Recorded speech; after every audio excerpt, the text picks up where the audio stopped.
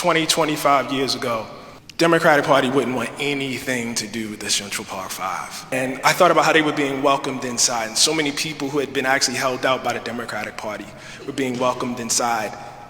And yet there were a group of people who were held outside.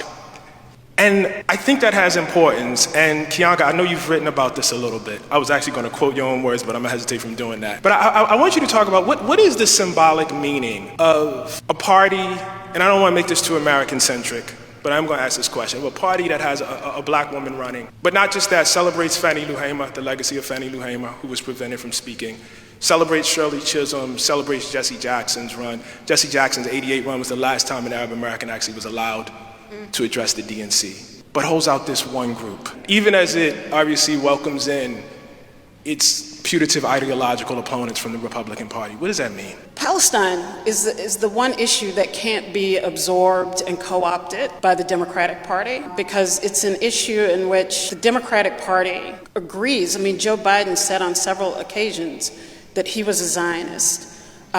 It wouldn't be shocking if the Democratic Party at some point adopted that language in its national platform. And so the normalization of anti-Palestinian, in particular racism, the idea that is especially embodied in this notion of the human shield, right? A standard that we wouldn't allow for anything else, right? And if who the US designated as terrorists were in the New York City subway system, the federal government wouldn't say you can drop a 2,000-pound bomb on the subway. But because they're Arabs, it's okay.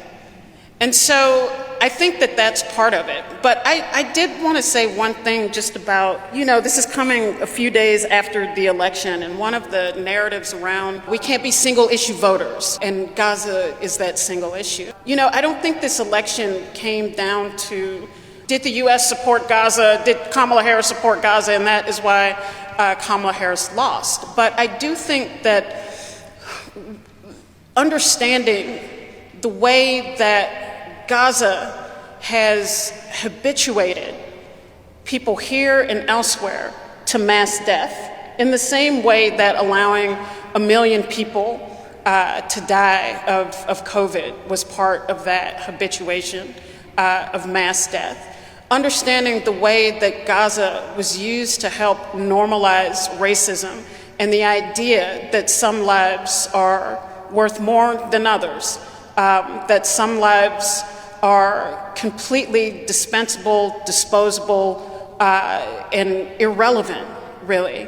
I think about the way that Gaza helped to habituate the public to political repression, that it's not enough just to question what people are protesting about, but to really mobilize the power of the state to smash political dissent, to smash protests, for university administrations to spend the summer to change the rules around protest. And yes, this is directly, mostly right now, at the issue of Palestinian solidarity, but it's also a Trojan horse to attack other modes and means of protest on campuses. And so I think that the way that people have tried to isolate Gaza as this thing over here, don't let it distract us from the important things of this election,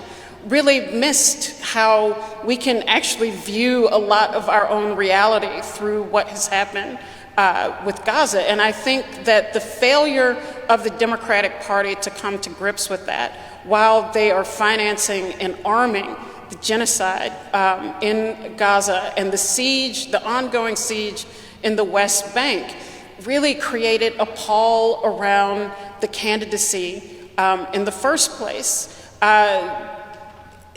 Kamala Harris lost more than 10 million votes from 2020 to 2024. And that's, to me, it's all part of the mix. It's all, if you're willing to sit by and stand by and justify the carnage, the destruction that is happening in the Middle East in the name of this country, it has a pall. on your entire political project that there's absolutely no way to get away from. And the chickens have come home to roost on that.